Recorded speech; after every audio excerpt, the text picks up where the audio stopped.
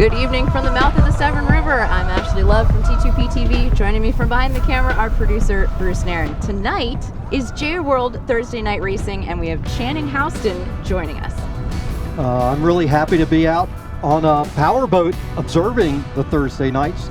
It's really fantastic day for sailing out here, fantastic evening, and I'm really happy that J World can continue the Thursday night races. Yeah, he's been a coach there for almost 20 years. A lot of his students are probably out here. So thank you for joining us. It's been hot on land all day, but the only thing hotter is going to be the competition tonight.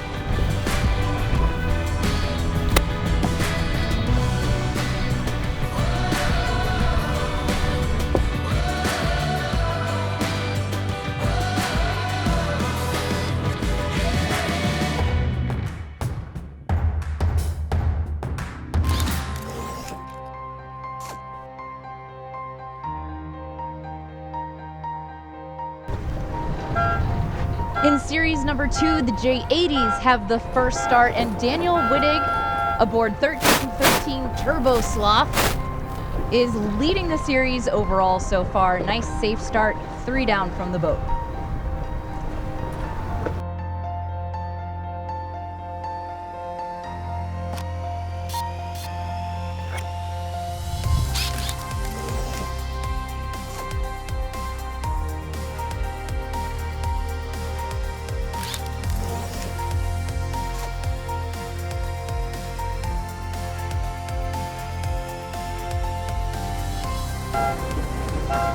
The J70s share the starting line. They have a Type 2 race course tonight. It'll be an upwind, a downwind, an upwind, and then a downwind with a little reach leg as a finish.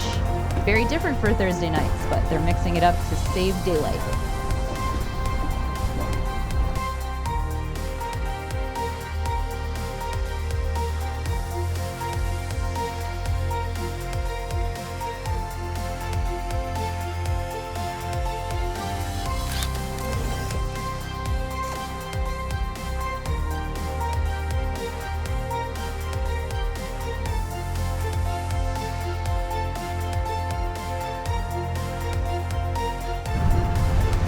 Very short course racing on a Thursday, and a short offset that is allowing people to set right at the windward mark. No surprise to see Turbo Sloth in the lead.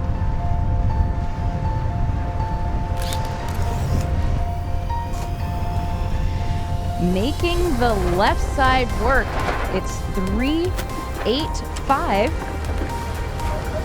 Progress with Ridgely McKenzie at the helm tonight. 56 Arthur Edwards Jr. on Wicked, taking an outside lane to Osprey.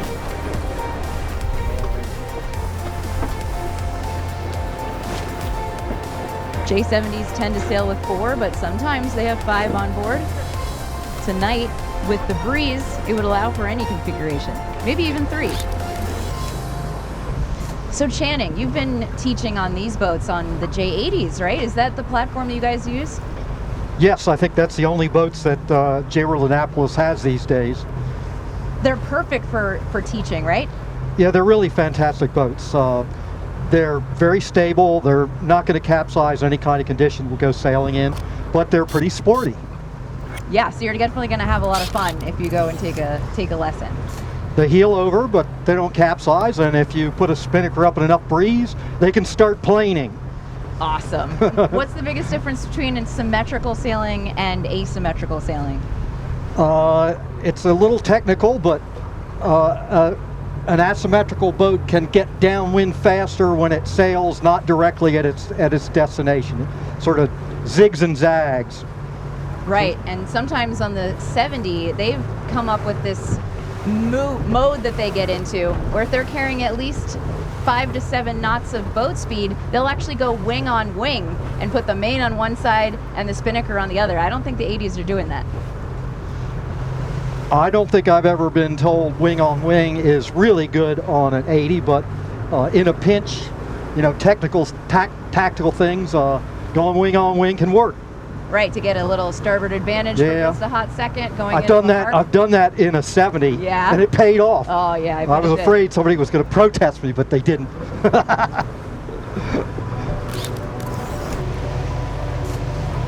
Around the leeward mark, Fuzz has moved up into second place. The fleet is very, very tight. With this type of race course, too, there are 2 sets instead of 1, so that spinnaker has to come down clean.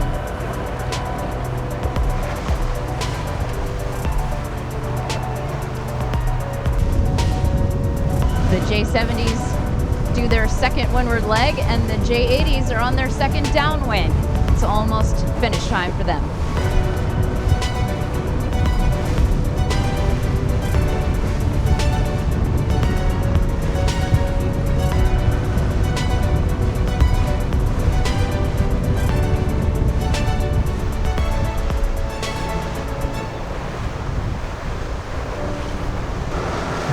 Ooh, the 15-degree turn to the finish is quite spicy. But Dan Wig and his team, mostly he sails with his neighbors, handling it just behind. Race 1 in the bag. Hopefully they'll get in 3 races like they have been for the last couple weeks. Oh, Paul Green, the owner of this boat's going to be quite happy. They were sitting in 7th going into this race overall, but with a bullet in race number 1 by a country mile, that'll surely help.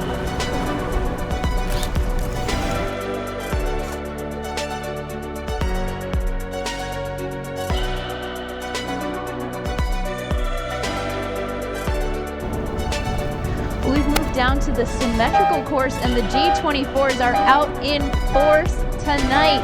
Rush Hour has a 3-point lead. It's quite tight over Buxton. And Pat Fitzgerald, the owner of Rush Hour, 3479 with a blue stripe that just crushed that start, is running race committee tonight.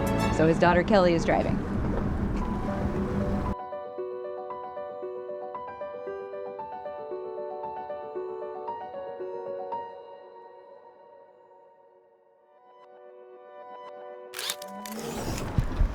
If you're wondering what all those colorful burgees are on the Boatyard Bar and Grill video boat tonight, it is my 100th day on the water for 2024, which is a project started by Spin Sheet Magazine, the Century Club.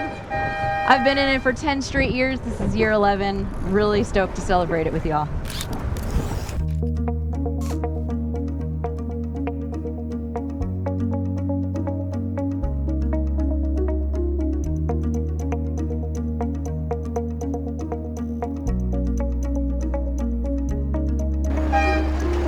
With twice as many boats, the J22s are off the line next, and Jeffrey Todd, Chip Carr, and Chris Ryan's Hot Toddy have a 12-point lead over second place so far, Rugburn.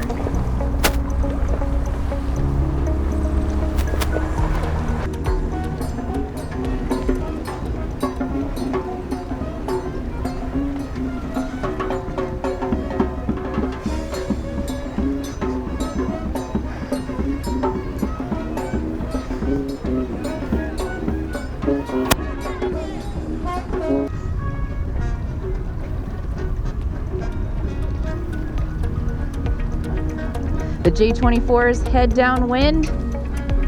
Rush Hour has a lead, but it is very close.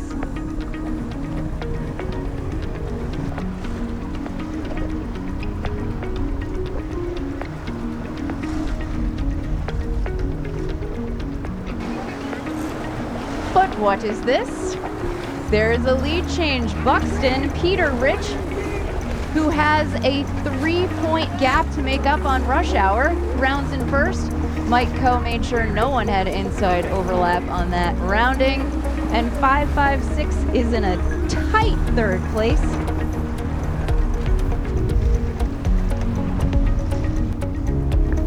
J24s head for their finish line. The 22s on their downwind leader, Jeff Todd, way out in front. The battle is for second and third. He rounds first. Jake Doyle, 789 in second. Rugburn trying not to let any more valuable points escape them around in third. And Warren and Tracy Richter's committed in fourth.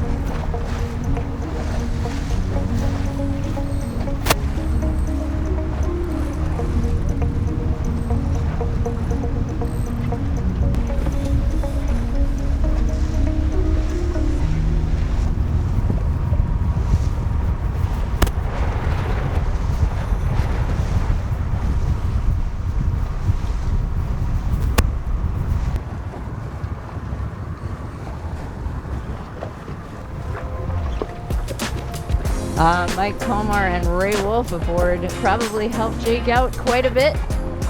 We're so glad that we made it out on this picture-perfect Thursday night race, and thank you so much for joining us. Tell me, what was your favorite part of the night?